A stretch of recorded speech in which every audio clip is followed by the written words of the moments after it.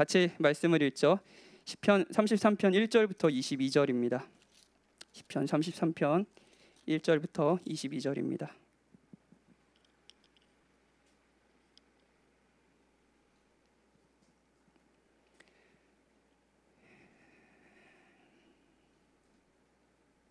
한 절씩 교독할까요? 제가 먼저 읽겠습니다. 너희 의인들아 여호와를 즐거워하라. 찬송은 정직한 자들이 마땅히 할 바로다.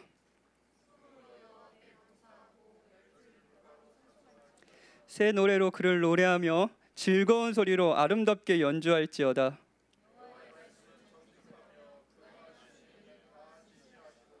그는 공의와 정의를 사랑하시며 세상에는 여호와의 인자하심이 충만하도다.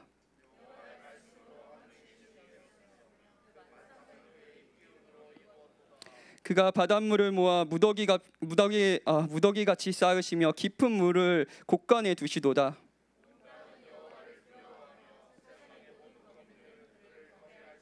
그가 말씀하심에 이루어졌으며 명령하심에 경거히 섰도다.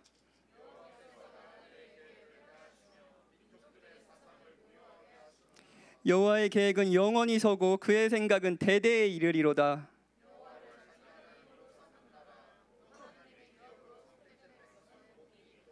여호와께서 하늘에서 굽어보사 모든 인생을 살피시며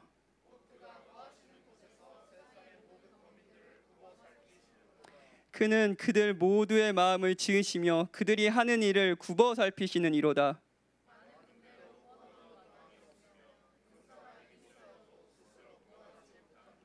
구원하는 데에 군마가 헛되며 군대가 많다 하여도 능히 구하지 못하는도다.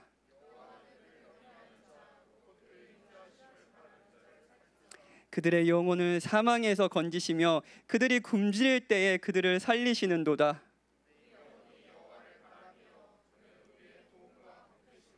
우리 마음이 그를 즐거워하며 우리가 그의 성호를 의지하였기 때문이로다. 우리가 주께 바라는 대로 주의 인자하심을 우리에게 베푸소서. 아멘. 오늘은 시편 33편입니다. 시편 33편이고요. 한 주나 두 주 정도 또 시편 사색이라는 제목으로 시편을 살필 것 같아요. 오늘의 주제는요, 찬양입니다. 찬양. 제가 방금 되게 기쁘게 또 마음을 다해서 찬양했죠. 그 찬양에 대해서 오늘은 좀 생각해 보려고 합니다. 다들 아시듯이 시편은 기도이지만 한편으로는 찬양입니다. 하나님의 아름다움을 고백하는 거죠. 노래하는 거죠. 시편에는 하나님을 찬양하라는 명령이 계속 나와요. 계속 나와요. 하나님을 찬양하라, 여호와를 찬양하라 계속 나와요. 근데 기독교 문화에 익숙하신 분들은, 교회 오래 다녔다 하는 분들은 하나님을 찬양하라, 여호와를 찬양하라 이 문구가 그렇게 이상하게 느껴지지 않을 거예요. 찬양을 명령하는 거예요. 근데 하나님이 아니라 하나님이 아닌 다른 대상을 넣어서 찬양을 명령하면 이게 좀 이상해집니다. 거부감이 생겨요. 예를 들어 제가 자 여러분 박현진을 찬양하십시오 라고 하면 이상하죠, 그렇죠? 오늘 1절과 비교해서 박현진을 찬양하는 것은 마땅한 것입니다 라고 하면은 정직하다면 저를 찬양해야 합니다 라고 얘기하면 여러분들은 이 교회를 옮겨야겠다, 아니 내가 옮기든 저 사람이 나가든 둘 중에 하나를 해야겠다라고 생각이 들 거예요. 자, 거부감이 확 오죠, 그렇죠? 하나님은 찬양하라고 명령합니다. 하나님을 찬양하라는 것과 어떤 사람이 자기를 찬양하라는 것의 다른 점은 무엇일까요? 일단 찬양이란 단어에 조금 거부감이 찬양? 그거는 기독교 의식 예배 가운데만 있는 거 아니야? 라고 생각하시는 분도 계실 것 같아요. 이거 조금 더 쉽게 생각했으면 좋겠어요. 우리는 이번 한 주도 뭔가를 계속 찬양했습니다. 찬양이 굳이 어떤 곡조에 가사를 넣어서 자기의 마음을 표현하는 이런 형식이라고 생각하지만 이 형식뿐만 아니라 어떤 대상에 대해서 자기가 감격하고 인정하고 추앙하고 존중하고 아름다움을 표현하는 것이라고 했을 때 사실은 인간은 찬양하는 존재예요. 제가 야구를 좋아한다고 했잖아요. 야구를 좋아하고 이제 다음 주부터 이제 LG 트윈스가 한국 시리즈를 합니다. 한국 시리즈 아세요? 여러분 그거 29년 만에 올라갔어요. LG가 우승을 했기 때문에 보면서 막 저는 막 저 아들이랑 막 같이 응원가를 불러요. 막 그 타자마다 응원가들이 있거든요. 그러면 아들이랑 막 응원가를 불러요. 걔는 자면서도 막 그걸 흥얼거려요. 아빠가 얼마나 불렀는지. 응원가를 막 불러요. 찬양입니다. 찬양이에요. 찬양이죠. 그 좋아하는 선수에 대한 뭐랄까 좋아함을 노래로 불러서 막 찬양하는 거예요. 좋아요. 맛있는 음식을 이번 주에 먹었습니까? 전에 먹었지 못했던 진짜 너무 여러분의 마음을 다 빼앗을 만한 맛있는 음식을 먹었습니까? 그러면 여러분은 입이 닳도록 그 맛있는 음식을 찬양할 겁니다. 너 지금 먹어봤어? 야 먹어야 돼. 지금까지 뭐 했어? 그거 꼭 먹어야 돼. 이렇게 얘기하겠죠. 찬양이에요. 사랑하는 사람이 생겼어요. 그래서 그 사람이 뭐 사랑하는 사람이 생겼어요. 이제 연애를 막 시작했어요. 그럼 연애를 시작했으면 그 사랑한 여자한테 자기의 마음을 막 고백하잖아요. 그 여자가 얼마나 아름다운지 그걸 뭐 비교할 수 없을 정도로 너무 아름답다라는 걸 막 고백해요. 막 그렇죠. 그것도 사실은 찬양이에요. 찬양은요 그런 의미에서 자기가 아름답고 소중하다라는 것을 봤을 때 인간이 하는 당연한 반응입니다. 여러분은 뭔가를 찬양하고 있어요. 뭔가를 추앙하고 있어요. 뭔가를 소중하게 생기면서 다른 것과 구분해서 높이고 있어요. 이게 인간이 찬양하는 심리입니다. 굳이 하나님을 찬양하지 않더라 하더라도요. 또 한 가지 찬양에 대해서 생각할 거는요. 이 찬양이 즐거움을 표현하는 거잖아요. 막 여인을 보고 너무 아름답다는 걸 막 노래하면 즐거움을 표현하는 거잖아요. 근데 이 즐거움을 표현할 뿐만이 아니라 즐거움을 완성한다는 거예요. 찬양이요. 자, 맛있는 음식을 먹었어요. 너무 맛있어요. 너무 맛있어요. 그런데 누가 이런 말을 하는 거예요. 절대 맛있다. 이게 맛있다는 걸 말하지 마세요. 아무한테도 말하지 마세요. 라고 하면은 여러분들 뭔가 조금 아쉽고 그러지 않겠어요? 자, LG 트윈스가 우승을 했어요. 다음 주에 한국 시리즈. 자, 우승할 거예요. 꼭 해야 되는데. 자, 근데 다른 이에게 근데 우승을 했다고 해봐요. 근데 다른 이에게 절대 LG 트윈스가 우승해서 좋다고 설교 시간에 이야기하지 마세요. 라고 한다면 저는 뭔가 좀 아쉬울 겁니다. 절대 카톡 프로필에 LG 트윈스 우승했다고 그 뭐야 뭐 그 마크나 이런 거 달지 마세요. 그리고 막 제 지금 핸드폰 배경화면에 LG 트윈스 마크가 들어가 있거든요. 절대 그런 짓 하지 마세요. 라고 하면 여러분은 뭔지 아쉬울 겁니다. 그렇지 않겠어요? 자, 연애를 시작했어요. 절대 여자친구의 사진을 배경화면에 넣지 마세요. 그럼 여러분들은 왜 굳이? 너무 하고 싶은데? 라는 생각을 할 거예요. 왜냐고요? 찬양은요 즐거움을 표현할 뿐 아니라 계속 표현하면서 완성하는 개념이 있으니까요. 그렇죠? 여러분 찬양하면 찬양할수록 기쁠 것입니다. 다음 주에 제가 LG 트윈스 팬들을 모아놓고 교회에서 야구를 볼 생각이에요. 왜냐고요? 같이 모여서 찬양 그 팀에 대한 사랑을 표현하고 하면 그 표현은 완성되어 가니까요. 좋죠? 이것이 세상에 수많은 노래가 있는 이유입니다. 그리고 성경이 하나님을 찬양하라고 명령하는 이유예요. 그런데 오늘 1절부터 보면 좀 과격한 표현이 있습니다. 1절을 읽어볼까요? 같이 읽어볼게요. 1절이요. 시작. 너희 의인들아 찬송은 정직한 자들이 마땅히 할 바로다. 자, 이게 과격합니다. 왜냐하면 찬양이 마땅하다고 얘기하고 있으니까요. 그러니까 너희가 정직하다면, 너희가 의롭다면 찬송을 하는 것은 당연하다는 거예요. 되게 자연스러운 반응이라는 거예요. 찬양을 하는 것이 정당하고 정의롭다는 겁니다. 찬양과 의로움, 정의로움이 만나고 있어요. 좀 뜬금없지 않나요? 찬양을 하라면 이제 찬양이 정의로운 거라고? 찬양하지 않는 게 불의한 거라고? 찬양하는 것이 마땅한 거라고? 아까 우리가 불렀던 찬양, 그 왕 대신 주 앞에, 제가 좋아하는 찬양인데 왕 대신 주 앞에, 후렴가에 이런 가사가 있어요. 왕 대신 주 앞에 나 나아갑니다.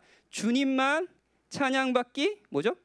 합당하시니. 주님을 찬양하는 게 합당한 반응이라는 거예요.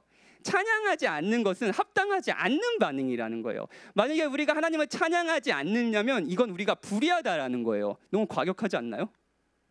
하나님을 찬양하는 것이 정직한 사람이라면 마땅한 반응이라는 거 너무 과격한 표현 아닌가요? 근데 이런 표현들이 성경에 계속 나옵니다. 찬양이 마땅하다고요. 찬양하는 것은 정의로운 것이라고요. 찬양하지 않는다면요 부당하다는 거라고요. 이게 조금 이런 개념이 어색하실지 모르지만 이것 역시 우리에게 굉장히 익숙한 개념입니다. 한번 설명해 볼게요. 자, 두 배우가 있어요. 영화 배우가 있다고 합시다. 그런데 두 배우 중에 한 배우가 연기를 너무너무 잘하는 거예요. 연기를 너무 잘해가지고 이게 연기인지 실제 인물인지 막 모를 정도로 완벽하게 연기해요. 막 그 사람은 숨소리까지 연기하는 그럴 때 그런 거 있잖아요. 어떻게 우와 숨소리를 연기하지? 막 이럴 때가 있잖아요. 너무너무 연기를 잘하는 거예요. 그런 사람도 본 적 있죠. 그런 연기를 봤어요. 그런데 두 번째 연기 배우가 있는데 두 번째 배우는 연기를 진짜 못합니다. 뭐 발연기라고 그러죠. 딱 보면 막 이런 생각이 드는 거야. 제가 하는 게 낫지는 않겠죠.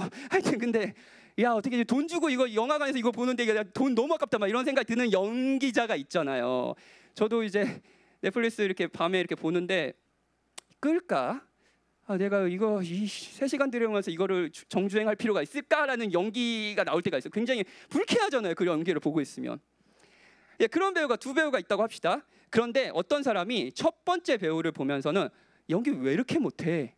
숨소리까지도 연기하는 사람을 보고 그렇게 얘기하고 비난을 하고 두 번째 배우를 보고 난 태어나서 이런 연기를 본 적이 없어요. 당신은 완벽한 배우예요. 라고 말한다면 여러분 기분이 어떻겠어요? 그냥 왜 저러지? 라고 생각할 겁니다. 근데 여기서 더 나아가서 그냥 왜 저러지 정도가 아니라 저 부당한데? 이런 생각 들지 않겠어요? 아니 찬사는 첫 번째 배우가 받아야지 어떻게 저렇게 연기를 못하는 배우가 찬사를 받을 수 있지? 이 찬양은 부당한데? 라는 생각이 들지 않겠어요? 불의하다, 공정하지 않다라는 생각이 들 거예요. 그렇죠? 찬양과 정의가 만나는 거예요. 왜냐하면 여러분은 어떤 대상이 아름답다고 느끼면 마땅한 대우인 찬사와 인정을 받아야 한다고 생각하기 때문이에요. 이게 아름답다면 이건 찬양, 이렇게 마땅한 대우는 찬사를 받고 높임을 받아야 된다라고 아주 본능적으로 생각하기 때문이에요. C.S. 루이스는 이렇게 얘기합니다. 어떤 그림이 감탄을 받을 자격이 있다는 말의 의미는 이런 것이죠. 감탄을 받을 자격이 있다. 이게 무슨 말일까요? 그런 감탄이 그 작품에 대한 올바르고 적합한 알맞은 반응이라는 것, 그런 감탄은 낭비가 아니라는 것, 감탄하지 못하는 사람은 어리석고 무감각한 사람이요 무언가 큰 것을 놓친 사람이라는 걸 의미하는 것입니다. 그렇죠? 하나님에게는 찬양받으실 자격이 있다. 하나님은 찬양받기에 합당하시다라는 표현은 생각을 저는 이런 식의 접근 방법을 통해 나름대로 가장 잘 이해할 수 있었습니다. 즉 감탄한다는 말은 깨어있고 현실을 제대로 파악한다는 말이며 하나님은 바로 그런 칭송을 받으실 대상입니다. 반대로 그분을 칭송하지 못하는 것은 가장 위대한 경험을 놓쳐버리는 것이죠. 결국 모든 것을 놓쳐버리는 것이 됩니다. 이에 대한 희미한 이미지들을 우리는 완벽한 음치이거나 한 번도 누구를 사랑해 본 적이 없거나 한 번도 진실한 우정을 나눠본 적이 없거나 한 번도 좋은 책에 빠져본 적이 없거나 한 번도 축구를 즐겨본 적이 없는 불완전한 삶에서 찾아볼 수 있습니다. 한 번도 축구를 본 적이 없어요. 그럼 여러분 그 루즈 타임에 그 골 넣어가지고 역전하는 그거 아십니까? 모르죠. 저도 요즘에 축구를 잘 안 봐죠. 야구에서 그 9회 말에 말로 온 놈, 그런 거 아세요? 야구를 본 적이 없으니 모르죠. 그렇죠? 하나님도 그런 거 하는 거예요. 하나님이 얼마나 아름답고 하나님이 얼마나 좋은 분이시라는 걸 안다면 그분께 방금 우리가 드렸던 찬양은 합당한 반응, 아니 부족한 찬양입니다. 오히려 찬양하지 않는 것이 부당하게 느껴지겠죠. 성경은 곳곳에서 하나님을 찬양한 것이 마땅한 반응이라고 이야기해요. 하나님은 찬양받기 합당하신 분이십니다. 하나님을 찬양하지 않는 것은, 그래서 다른 것을 찬양하는 것은 그냥 개인 취향의 문제가 아닙니다. 나는 찬양을 별로 안 좋아해 이런 게 아니에요. 찬양하지 않는 건 부당한 겁니다. 합당한 반응이 아닙니다. 우리가 죄인이잖아요. 여러분과 제가요. 인정하십니까? 고개를 좀 크게 끄덕여 주시겠어요? 우리가 죄인이어서 하나님께 짓는 가장 부당한 문제가 뭔지 아세요? 하나님을 찬양하지 않는다는 거예요. 하나님께 돌려야 할 찬사와 감격, 인정을 다른 것에 돌린다는 거예요. 찬양하지 않는 것은 불의한 겁니다. 시편 33편은 하나님을 찬양하는 것이 마땅한 것이라고 이야기하면서 2절에 수군과 비파, 그러니까 모든 악기 총동원해서 할 수 있는 것은 다 해서 모든 표현으로 그분을 찬양하라고 말합니다.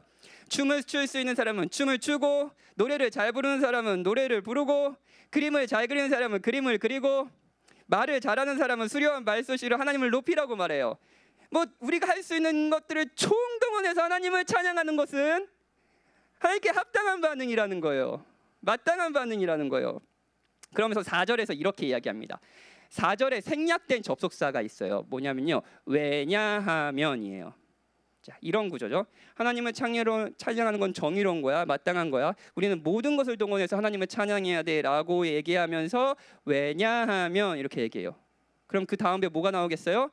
하나님이 찬양받기 합당한 이유. 그렇죠? 이 찬양이 정당한 이유, 찬양하지 않는 게 부당한 이유에 대해서 나오겠죠? 그렇죠? 이제 이유가 등장해요. 4절부터 9절은 하나님이 세상을 지으셨다라고 이야기합니다. 하나님이 세상을 지으셨다고요. 6절, 여호와가 말씀으로 하늘을 지은 거, 만상을 그의 입으로 이뤘다고 얘기해요. 하나님이 없이 만들어진 창조물 만상 없습니다. 하나님은 의도를 가지고 세상을 창조하셨습니다. 그리고 모든 창조물들은 하나님의 의도를 반영해서 세상에 존재하죠. 그러니 창조 세계를 보면, 하나님이 만드신 세계를 보면 그분께 찬양하는, 그분께 영광과 찬사를 드리는 것은 마땅한 반응입니다. 자, 제가 대학생 때, 제가 이제 02학번이에요. 02년도에도 대학생들이 있었답니다, 여러분. 네, 제가 02학번이에요. 근데 대학생 때는 손에 인터넷을 하는 기계를 가지고 다닌다는 건 상상도 할 수 없었습니다. 예, 상상도 할 수 없었어요. 막 제 그 고등학교 때는 뭐 했는지 아세요? 인터넷 하려면은 막 전화기 막 PC 통신해가지고 전화기 안 되고 막 그랬어. 얘 웃어요. 얘 알고 있어서 웃는 거예요. 자, 여러분 모르죠? 예, 그거 전화기 안 돼. 인터넷 하면 전화기 안 되는 그 시절이 있었어요. 자, 핸드폰이 그래? 너는 어떻게 알아? 자, 그 손에 인터넷을 댄다라는 게 상상도 할 수 없는 일이었습니다. 그런데 스마트폰이 만들어졌어요. 신세계죠. 그리고 이 신문물이 세상에 나왔을 때 모든 찬사는요, 스티븐 잡스에게 돌아갔습니다. 왜죠? 이걸 만들었으니까요. 이 신문물을 그가 만들었으니까요. 물론 그가 막 다 그걸 만들진 않았겠죠. 그가 계획했으니까요. 그렇죠? 만약에 어떤 사람이 스마트폰에 이 신문물을 보면서 어떻게 손을 그냥 다니면서 공짜로 인터넷을 할 수 있지 막 이러면서 이 스마트폰을 유통시킨 사람, 판 사람을 찬양한다면 여러분 그분을 이상하게 생각할 겁니다. 이렇게 그냥 저 사람은 판 사람인데 왜 저 사람을 저렇게 감격하고 해야지? 저 사람 만든 사람을 칭찬해야지 라고 생각하지 않겠어요? 그건 합당하지 않은 반응이라고 생각하지 않겠어요? 그렇죠? 그 찬사는 만든 사람이 받아야 되니까요. 마찬가지입니다. 하나님을 찬양하는 것은 가장 정당한 반응이에요. 만유가 하나님의 입김으로 되었기 때문입니다. 사랑하는 여러분, 바다에 민물과 썰물이 있잖아요. 이렇게 이제 민물이 바닷물이 들어왔다가 또 빠지잖아요. 이게 여러분들 이렇게 보면 아이고 왜 저렇게 빠졌다가 이렇게 들어왔다가 할까 막 불편하게 막 이렇게 생각할 수 있잖아요. 근데 이게 민물과 썰물이 왔다 갔다 하는 게 왜 그러냐면 달의 중력 때문이래요. 달이 이렇게 바닷물을 끌어들이 그런 게 있대요. 예. 처음 아시는 분, 예, 달의 중력 뭐 이런 걸로 민물과 썰물이 일어난다. 예. 과학 시간에 배웠나요? 예. 과학 시간에 배웠어요? 오, 아직도 기억하고 있어요? 예. 좋아요.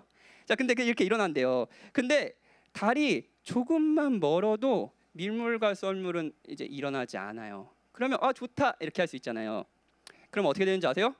밀물 썰물이 없으면 어떻게 되냐면요, 바다의 물고기가 다 죽습니다. 왜냐하면 바닷물이 이렇게 움직일 때 물속에 공기가 들어가기 때문이에요. 자, 조그만 어항에 가만히 있으면 가만히 있는 물에 공기를 주입해주지 않으면 물고기가 죽잖아요. 가만히 있는 물은요. 근데 물이 계속 움직이면서 공기가 들어가면 물고기가 사는 거죠. 그렇죠? 우연일까요? 우연일 리가 있나요, 여러분? 하나님의 말씀으로 달을 만드셨고 그것도 완벽한 거리로 만드셨습니다. 그렇다면 찬사는 누가 들어야 하나요? 우리는 바다의 민물과 썰물을 보면서 누구를 찬양해야 하나요? 하나님 아니겠습니까? 다른 존재에 찬사를 보내는 것은 부당한 것이 아닙니까? 하나님을 찬양한 것이 합당한 반응인 이유로 시인은 두 번째로 하나님께서 모든 것을 계획하고 이루시는 분이기 때문이라고 말합니다. 20절부터요. 여호와께서 나라들의 계획을 폐하시며 민족들의 사상을 무효하게 하시도다. 여호와의 계획은 영원히 서고 그의 생각은 대대에 이르리로다. 어떤 나라든 위정자들은 나라를 운영하는 정책을 세웁니다. 그렇죠? 그렇죠? 그리고 그 위정자는 실제로 힘이 있는 것처럼 보여요. 우리나라에 대통령이 있고요. 대통령이 힘이 있습니다. 그리고 대통령이 힘에 의해서 나라의 모든 운영들이나 결정되는 것처럼 보입니다. 저도 지지하는 정치인이 있고요. 정당이 있습니다. 그리고 제가 지지하는 정치인이 높은 자리, 높은 권력을 얻으면 우리나라가 더욱이 행복해질 것이라는 기대도 있습니다. 여러분도 있을 거예요. 있으시죠? 제가 첫 번째 20살 때 대통령 선거를 했어요. 대통령 선거를 한 후 이후 20년간 제가 원하는 분이 대통령이 되기도 했고 그렇지 않은 분이 대통령이 되기도 했어요. 좋아요, 좋아요. 그렇죠? 여러분도 그럴 거예요. 원하는 분이 대통령이 됐을 때 진짜 뭔가가 나라가 막 부강해지고 이제 진짜 우리나라 뭔가 변화되겠다라는 기대가 있었어요. 서민이 행복해질 줄 알았습니다. 그랬을까요? 그런 부분이 있겠죠. 그런데 그렇지 않은 부분도 있었습니다. 원하지 않는 사람이 대통령이 된 적이 있어요. 선거 직후 막 깊은 절망에 빠지죠. 이제 우리나라 망했다. 난 이미 이민 가야겠다. 돈도 없으면서 무슨 이민이에요. 막 그러면서 막 그랬어요. 근데 망했을까요? 아니요, 망하지 않았습니다. 대통령은 실제 많은 권력을 가졌고 그 권력을 통해 많은 것을 결정하고 그래서 많은 이들의 운명을 손에 쥐은 것처럼 보이지만 성경은 이렇게 이야기해요. 여호와께서 나라들의 계획을 폐하시며 민족들의 사상을 무효하게 하시도다. 여호와의 계획은 영원히 서고 그의 생각은 대대에 이르리로다. 만약 여러분이 정치인이든 아니면 여러분의 삶에 큰 영향을 끼치고 좌지할 수 있다라고 생각하고 여러분들이 무서워하는 사람이든 아니면 존경하는 사람이든 그리고 그 사람에게 찬사와 인정과 의존을 보인다면 그건 합당한 반응이 아닙니다. 그 사람도 여러분의 운명을 결정하고 손에 쥐고 있는 사람들이 아니에요. 13절 여호와께서 하늘에서 굽어보사 모든 인생을 살피시며 곧 그가 거하시는 곳에서 세상의 모든 거민들을 굽어 살피시는도다. 그는 그들 모두의 마음을 지으시며 그들이 하는 일을 굽어 살피시는 이로다. 누가 여러분의 삶을 살피십니까? 누가 여러분의 운명을 손에 쥐고 있습니까? 실제 우리 삶을 돌보시고 우리의 필요를 채우시며 우리를 사력 있게 살피시는 분은 하나님이라고 성경은 이야기합니다. 하나님이 모든 것을 계획하시고 모든 것을 이루십니다. 이것도 상상해 봅시다. 이것도 상상해 볼게요. 상상 많이 하네요. 자, 우리나라에 제일 부자가 있다고 해봐요. 제일 부자가 누군가요? 누구예요? 몰라요? 저도 몰라요. 있다고 합시다.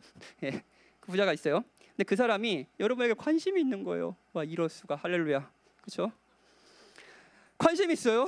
근데 그래가지고 여러분 곁에 사람을 붙여놨습니다. 그래서 내가 김재우를 너무 소중하게 여기니까 김재우가 어떻게 사는지 혹시 김재우가 필요한 것이 있으면 너가 김재우한테 제공해주고 이거 김재우가 어떻게 사는지 나한테 매주마다 보고해둬라 이런 얘기를 한다는 거예요. 그러면 어떻겠어요?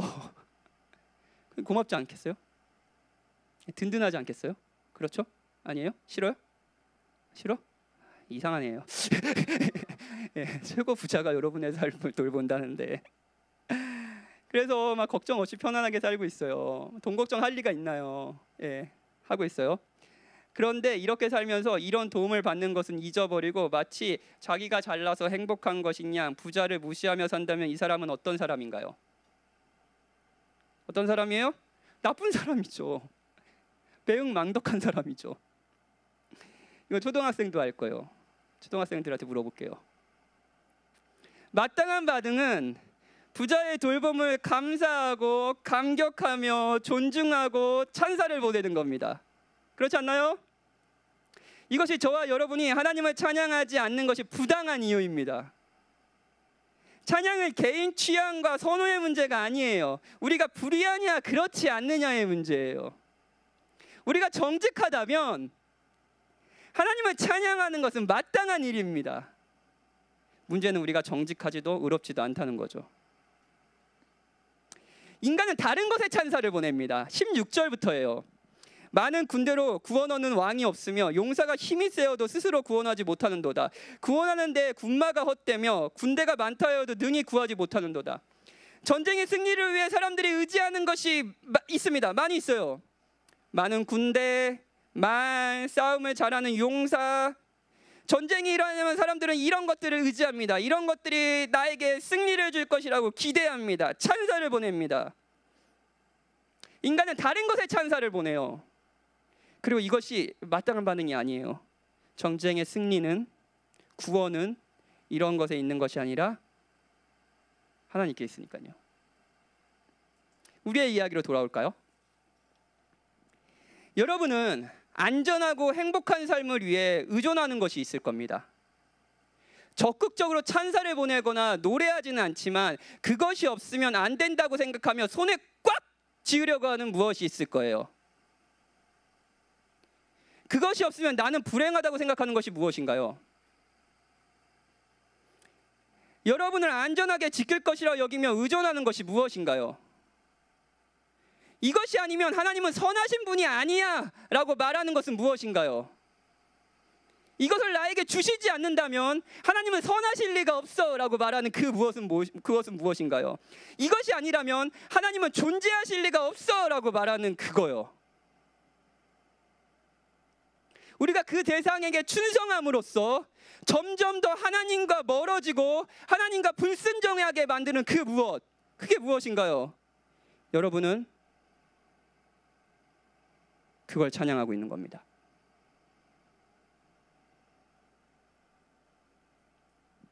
여러분은 그걸 찬양하고 있는 겁니다. 잘 들으세요. 여러분 그걸 찬양하고 있는 겁니다. 그리고 그 찬양은 마땅한 반응이 아니에요. 그 무엇이든 그것은 여러분을 만지지도 않고 여러분을 다스리지도 않으니까요. 하나님이 모든 것을 만드시고 계획대로 이루시고 모든 것을 살피시고 돌보시는 분이시기 때문에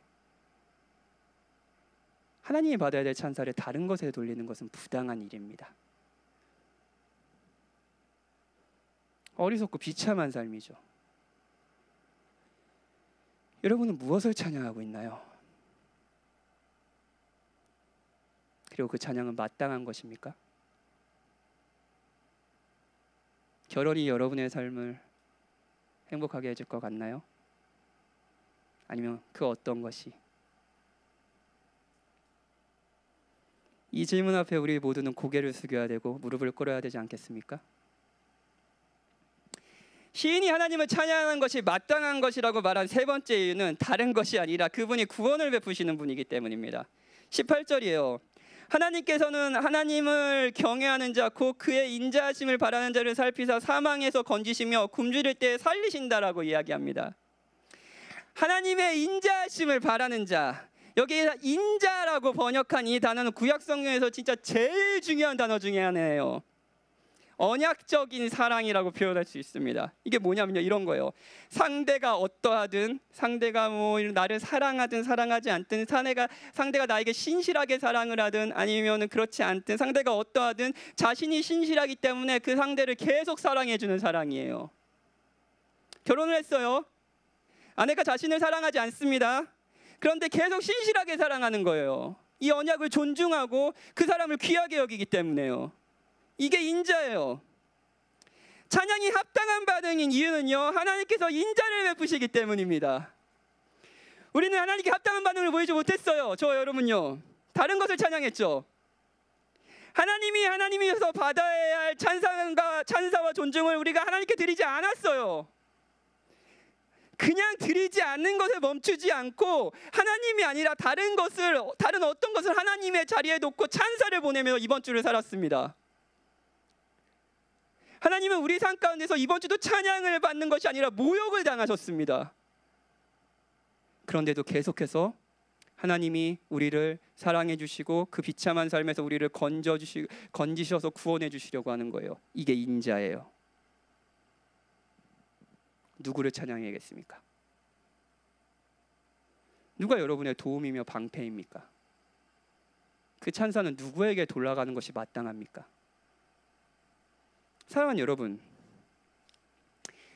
여러분이 성경을 읽거나 아니면 교회가 돌아가는 것을 보면서 여러분의 영적인 리더들을 보면서 이런 생각을 한 적이 아마도 과거나 현재도 있었으면 안 될 것 같은데, 참 이런 일은 슬픈데 이런 일이 있을 거예요. 왜 하나님께서 일을 하실 때 좀 더 선한 사람, 좀 더 완벽해 보이고 거룩한 사람을 통해 일하시지, 왜 저렇게 빈틈 많고 막 이렇게 교회를 돌보는데 거룩하고 온전한 분야에 흠이 많고 부족한 사람을 통해서 일하시나, 이런 생각 한 적, 우리 교회를 보면 한 적 있으신가요? 그럼 여러분 기도하라고 그러는 거예요, 여러분. 장난이고요. 자, 될 수 있으면 좀 온전하고 존경받을 만하고 이런 사람을 통해서 좀 하나님 일을 하시면 안 되나? 라는 생각을 하신 적 있나요? 성경에도 보면 위대한 구원의 역사 속에는 아내에게 무책임해서 회피하는 아브라함과 자격지심으로 가족을 파탄으로 이끄는 야곱과 분노 조절을 잘 못하는 베드로를 통해 구원 계획을 이루시잖아요. 그렇죠? 더 온전한 사람의 찬양과 믿음으로 일을 하면 좋지 않을까요? 하나님께서 영광을 받으시지 않을까요? 왜 그럴까요? 왜 베드로인가요? 왜 아브라함인가요? 왜 박현진인가요? 답은 간단해요. 뭐냐고요? 선한 사람이 없기 때문입니다. 더 좋은 재료가 없기 때문이에요. 로마서에 보면 의인은 단 한 사람도 없다고 분명히 선언합니다. 모든 사람, 심지어 여러분이 존중하는 가장 훌륭한 사람도 하나님의 영광에는 미치지 못한 죄인에 불과합니다. 모든 사람은 온전하게 하나님을 찬양할 수 없습니다. 그 이름의 감격과 기쁨을 마땅하게 반응할 수 있는 인간은 없어요. 모든 사람은 하나님께 합당한 찬양을 드리지 못하는 사람들에 불과합니다. 알코올 중독자였다가 회복된 한 목회자가 이런 고백을 했어요. 저는 이 고백이 좋다고요. 우리가 천국에 갔을 때 하나님을 영원히 찬양하는 그곳에서 흰 예복을 입고 보좌와 어린 양 앞에 서 있는 수많은 사람들 중에 2살배기 아들을 먹여 살리기 위해 다른 일자리를 찾을 수 없었다고 내게 눈물을 흘리며 말하는 매춘부를 보게 될 것이다. 낙태를 하고서 죄책감과 후회에 시달리는 여인을 보게 될 것이다. 막대한 빚에 시달리다가 절박한 상황에서 부정한 거래를 한 사업가, 인정 중독증에 빠져 설교단에서 쓴소리 한 번을 하지 않고 무조건적인 사랑을 갈구한 열등감에 사로잡힌 목회자. 이건 좀 뺄 걸 그랬는데 아버지에게 성폭행을 당하고서 거리에서 몸을 팔고 있는 10대 소녀. 그곳에 이들이 있을 것이다. 바로 우리가 있을 것이다.